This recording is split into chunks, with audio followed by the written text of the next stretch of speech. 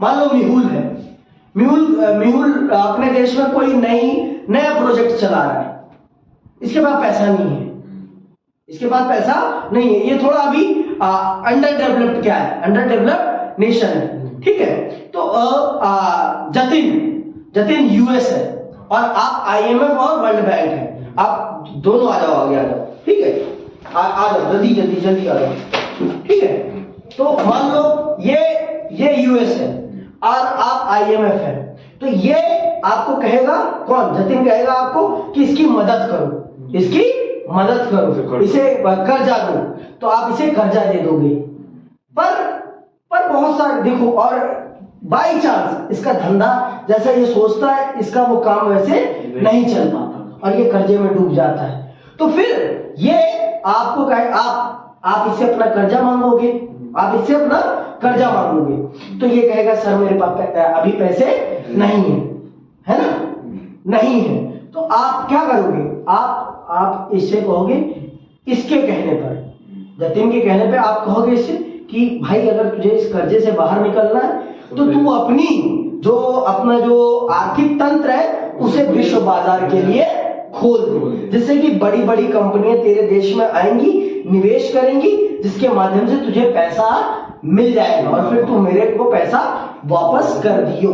तो इस प्रकार से अमेरिका दुनिया के बहुत सारे देशों का बाजार अपनी बहुराष्ट्रीय कंपनियों के लिए खुलवा लेता है। जाओ बैठो, ठीक है। तो इस प्रकार से अमेरिका बहुत सारे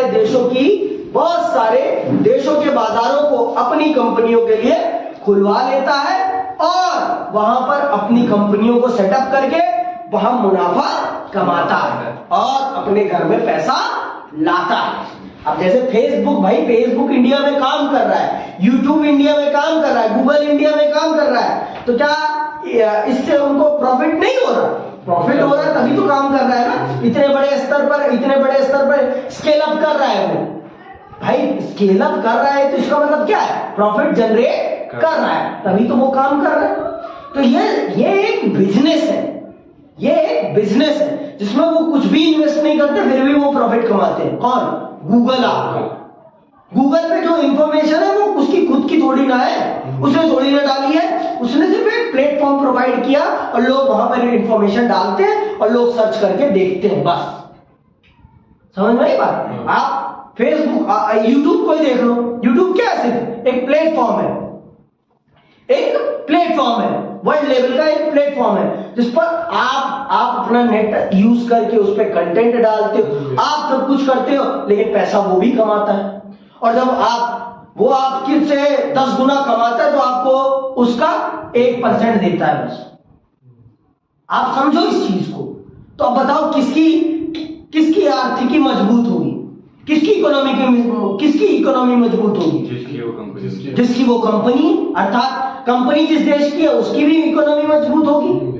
समझ में आएगा? तो इस तरीके से अमेरिका ने पूरी दुनिया पर अपनी आर्थिक तंत्र को स्थापित कर लिया है इन दोनों के माध्यम से। भारत